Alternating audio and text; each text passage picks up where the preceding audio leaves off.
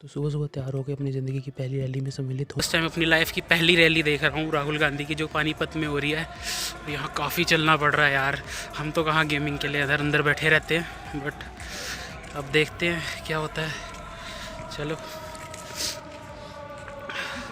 काफ़ी सिक्योरिटी है, काफ़ी कुछ है जो मैंने फ़र्स्ट टाइम देखा। लाइक इतनी भीड़ है ना इस समय, मैं बता नहीं सकता आप लोग को, बट जितनी भी भीड़ है ना, सब क्रॉस करके तुम्हारा भाई पहुँचेगा नो मैटर व्हाट। लगी हुई है चार टांग में, बट फिर भी देखते हैं, चलेंगे तो कुछ होगा। बट एनीवेज़ कुछ नया ट्राई कर रहे हैं। अगर अच्छा लगे तो प्लीज़ चैनल को सब्सक्राइब करें, लाइक करें। सब गाड़ियाँ लग चुकी है, हमारे अंकल जी आ रहे हैं हमें ढूंढते ढूंढते। आ रहा हूँ। तो गाइज़ ये हमारे अंकल जी हैं जिनके साथ हम आए हैं, पवन बसी। और अंकल जी के और भी टैलेंट है, अंकल जी का चैनल बनेगा तो आप देखना, आपको पता चलेगा। ठीक है ना अंकल जी? बढ़िया है। चलो, वैसे काफ़ी भीड़ है ना, बहुत ज़्यादा है, बहुत ज़्यादा बंदे हैं। और सिक्योरिटी तो इतनी है ना गाइस कि मतलब गाड़ियाँ भी हमें इतनी इतनी दूर खड़ी करनी पड़ रही है। चलो आगे की अपडेट आपको देते रहेंगे। ये देखो कितनी भीड़ है, कितने दूर दूर ग्राउंड है भैया। अगर भीड़ की बात करूं तो इतनी भीड़ है ना, यहाँ पे बैलून भी लग रहे हैं ऊपर छोटे छोटे, अगर आपको दिख रहे हो तो। चलो, पहला व्लॉग और पहली व्लॉग में रैली आ रही है। भूपेंद्र हुड्डा जी अपना भाषण दे रहे थे, जो उन्होंने काफ़ी अच्छा भाषण दिया। वृद्धि से जोड़ो, हर हरियाणा के गरीब को 100 गज के प्लॉट, 2 कमरे के मकान, पीले कार्ड से जोड़ो। भारत जोड़ो, भारत जोड़ो। हर नौजवान को रोजगार से जोड़ो। 2 लाख नौकरी हरियाणा में सरकारी नौकरी समाप्त की जा रही है, आपके सामने है। कहीं प्राइवेटाइजेशन की बात आती है, कहीं कौशल निगम के माध्यम से कच्ची नौकरी दी जा रही है। कच्ची नौकरी हरियाणा में कोई अजूबा नहीं है, जब देश की फौज कच्चे में जा रही है। कुरुक्षेत्र की महाभारत से लेकर पानीपत के 3 युद्धों तक, और आज की ये रैली, एक बार फिर ये रैली तो हरियाणा में हो रही है, मगर प्रेस के साथ ही लिख लें, इसमें फैसला कहीं का हो रहा है तो चंडीगढ़ के साथ साथ दिल्ली का भी फैसला हो रहा है। आपका बहुत बहुत धन्यवाद। धन्यवाद एमपी साहब। अब मैं निवेदन करूंगा श्री कुलदीप शर्मा जी से, पूर्व स्पीकर हरियाणा से, कि वो आए और आपको संबोधित करें। आदरणीय कुलदीप शर्मा जी। और 2024 के अंदर देश और हरियाणा की सियासत करवट लेगी। आपके सपनों को साकार करने के लिए देश में भी और प्रदेश में कांग्रेस की सरकार आएगी। इन शब्दों के साथ आपका बहुत बहुत धन्यवाद स्पीकर महोदय।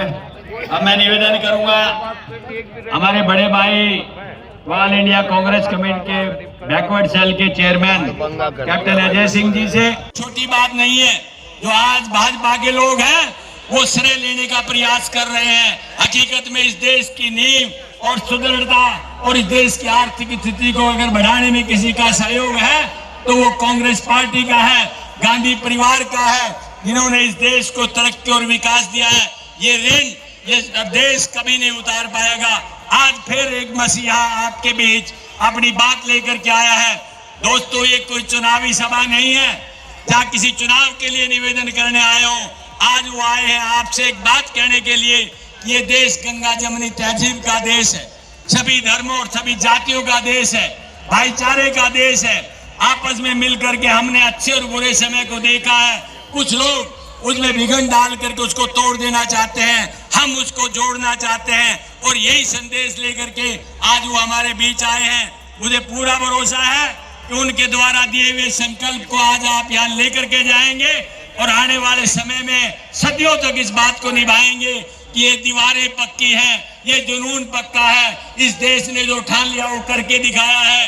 इंदिरा जी तक कहती थी कि पक्का इरादा, नेक नियत और कठिन परीक्षा देना हमारा काम रहा है। राहुल जी ने उन सब बातों को सत्कार और साबित करके दिखाया है। दोस्तों, यही बात और यही संदेश आज वो आपके बीच देने के लिए आए हैं। थोड़ा सा धैर्य और रखिए।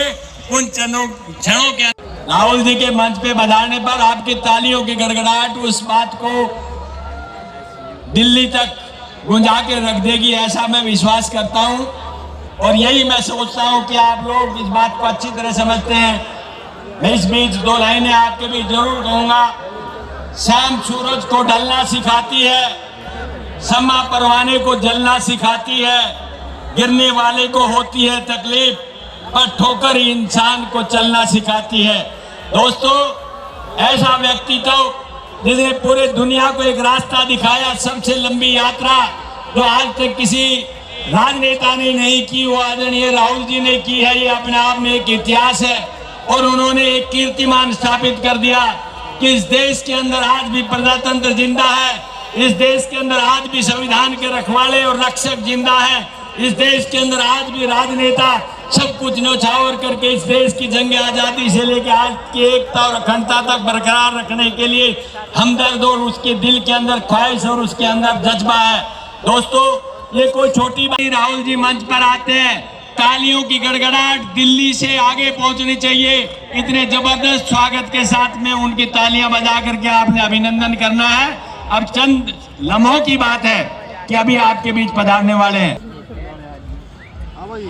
राहुल गांधी, राहुल गांधी, राहुल गांधी, सोनिया गांधी, कांग्रेस पार्टी, कांग्रेस पार्टी, जोड़ो जोड़ो भारत जोड़ो, जोड़ो जोड़ो भारत जोड़ो, जोड़ो जोड़ो भारत जोड़ो, जोड़ो जोड़ो भारत जोड़ो। ठीक है ठीक है ठीक है। तो राहुल गांधी, राहुल गांधी,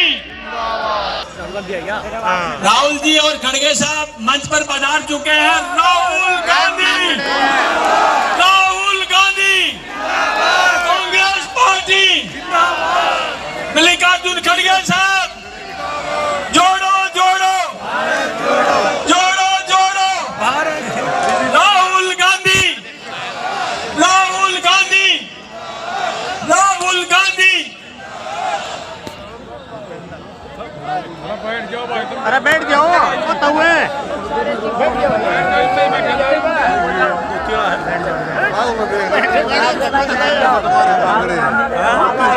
हमारे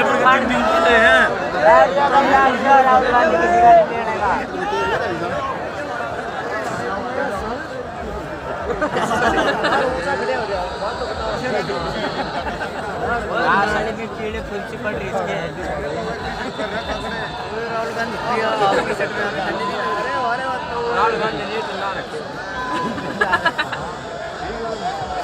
और मैं निवेदन करूंगा आदरणीय पीसीसी अध्यक्ष उदयभान जी से कि वो आदरणीय राहुल जी को पगड़ी पहनाएंगे, साथ में हुड्डा साहब रहेंगे और हुड्डा साहब उनको एक मोमेंटो जो राजीव जी की हैंड पेंटिंग है बहुत बड़ी, उनके वो एक तरह से मोमेंटो दे करके उनका स्वागत करेंगे। आदरणीय उदयभान जी और तो वीरेंद्र सिंह हुड्डा जी से मेरा निवेदन है कि वो पगड़ी पहना करके राहुल जी को सम्मानित करें।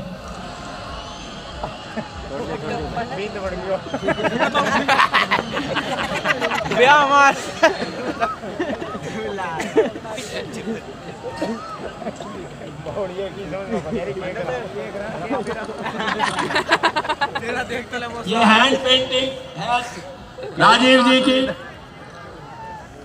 ये बना हैंड पेंटिंग है। ये तो मुकेश अंबानी खड़गे साहब को पीसीसी अध्यक्ष पगड़ी पहना करके सम्मानित करेंगे और साथ ही हेलो पगड़ी पहना करके खड़गे जी को सम्मानित करेंगे पीसीसी अध्यक्ष।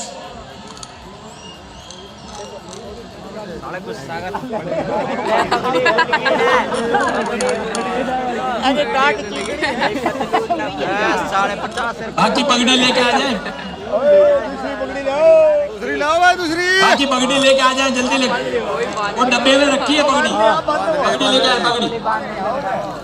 अगला इसे ना बांध लगा इतना तो इसे ना बांध लगा इतनी आड़ अब केसी वेणुगोपाल जी को सीसी अध्यक्ष पगड़ी पहना करके सम्मानित करेंगे केसी वेणुगोपाल जी को। दिग्विजय सिंह जी को पगड़ी पहना करके सम्मानित करेंगे पीसीसी अध्यक्ष।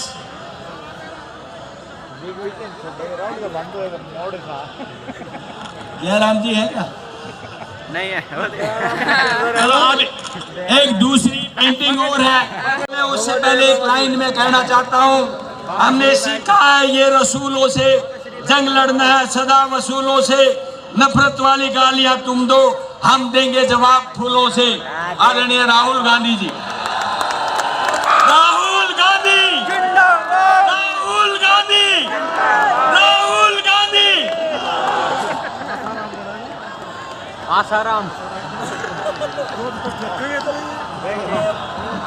आसाम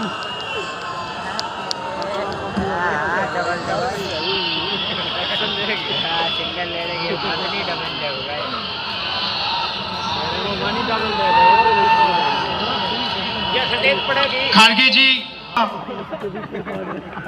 हमारे प्यारे कार्यकर्ता,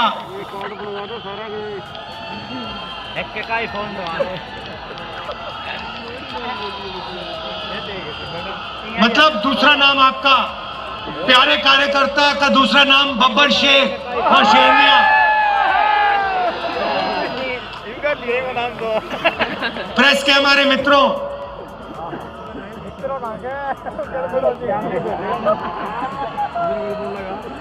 भाई और बहनों, आप सबका यहाँ बहुत बहुत स्वागत, नमस्कार।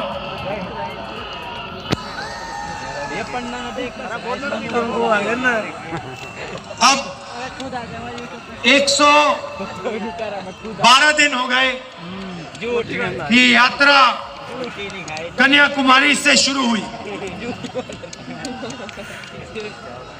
और आज यहाँ पानीपत में ऐतिहासिक हिस्टोरिकल जगह में आज हम यहाँ सुबह चले हैं। आपने इतना प्यार दिया, बहुत जबरदस्त स्वागत किया आपने, और आप हजारों लोग हमारे साथ चले, इसके लिए मैं आपको दिल से धन्यवाद करना चाहता हूं।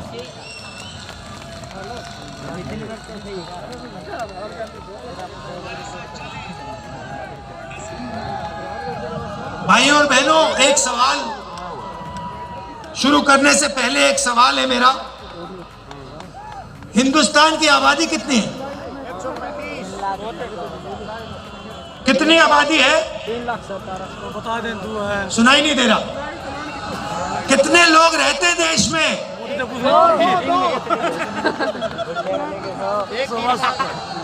कितने?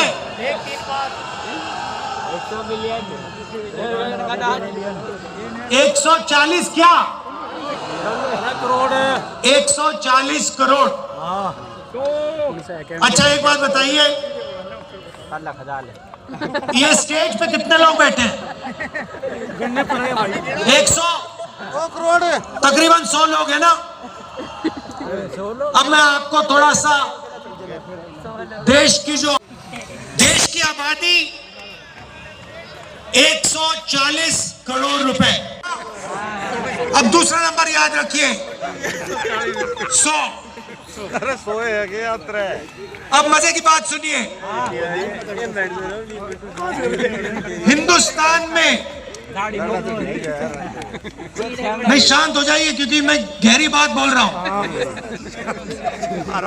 देखिए स्टेज पे 100 लोग, देश में 140 करोड़ लोग। आज के हिंदुस्तान में जितना धन आधे हिंदुस्तान के हाथ में है, उतना धन हिंदुस्तान के सबसे अमीर 100 लोगों के हाथ में है।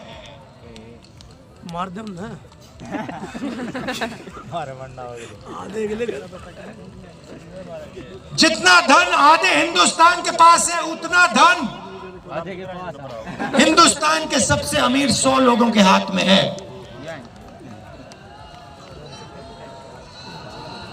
क्या ये आपको सही लगता है?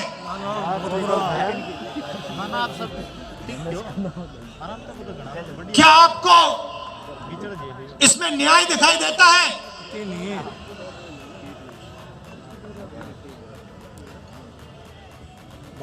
दूसरा आंकड़ा देता हूं। हिंदुस्तान की अगर आप सारी की सारी कंपनियों का मुनाफा देखें, सारी की सारी कॉरपोरेट कंपनियों का मुनाफा देखें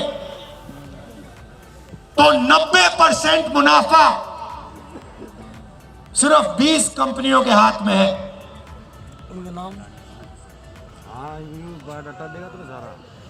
मतलब 90% मुनाफा 20 कंपनियों के हाथ में, और इस देश का आधा धन 100 लोगों के हाथ में। यह है नरेंद्र मोदी जी के हिंदुस्तान की सच्चाई।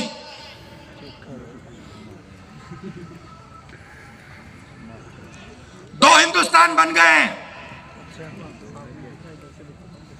एक किसान, मजदूर, छोटे दुकानदार, बेरोजगार युवा, इनका, इसमें करोड़ों लोग रहते हैं।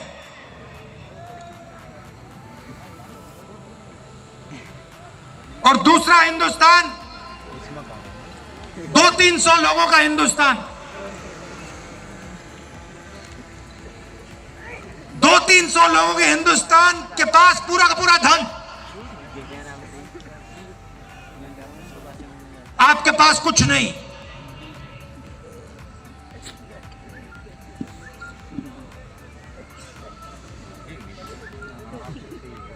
आपके पास ये पानीपत में जो हवा है, जिसमें आप सांस नहीं ले सकते, वो है आपके पास।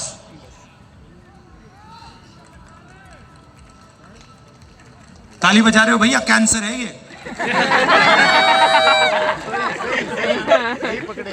आपको भी हो रहा है, सबको हो रहा है। अच्छा, पहले क्या था? पहले ये जो आपका शहर है स्मॉल और मीडियम इंडस्ट्री का सेंटर था। यहां पे हजारों छोटे बिजनेस चलते थे, लाखों लोगों को रोजगार मिलता था।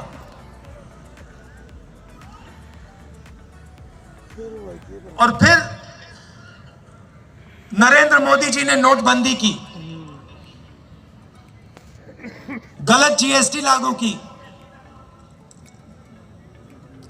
और कोरोना के समय जो हुआ वो तो आपने देखा, आपने सहा।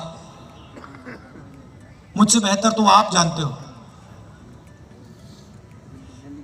ये दो पॉलिसियां नहीं थी,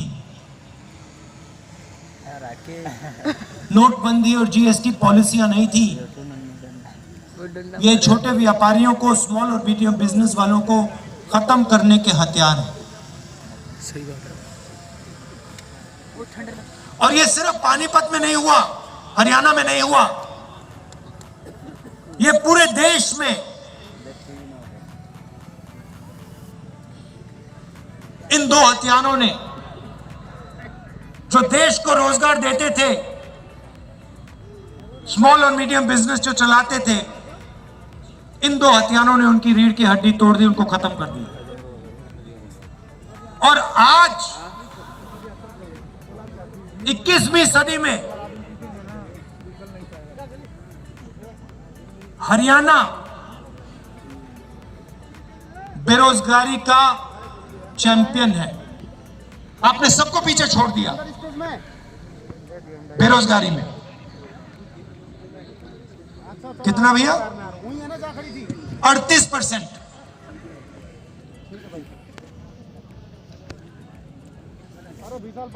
खुशी की बात नहीं।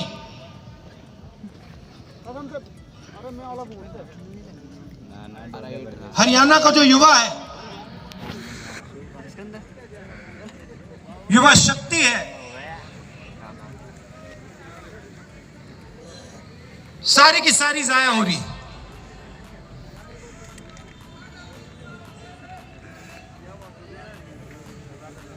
अच्छा भैया, 3.5 साल हो गई, एक भर्ती नहीं हुई। मुझे पहले अग्निवीर के बारे में बताओ। ये अग्निवीर योजना मुझे पहले समझा दो, ये है क्या? काफ़ी अच्छी चीज़ें थी, अच्छा मज़ा भी आया। बट ये है कि अभी शाम का टाइम मतलब हो चुका है और ऑलमोस्ट ख़त्म होने वाला है, तो हम लोग निकल रहे हैं बिकॉज कि पब्लिक बहुत है एक तो।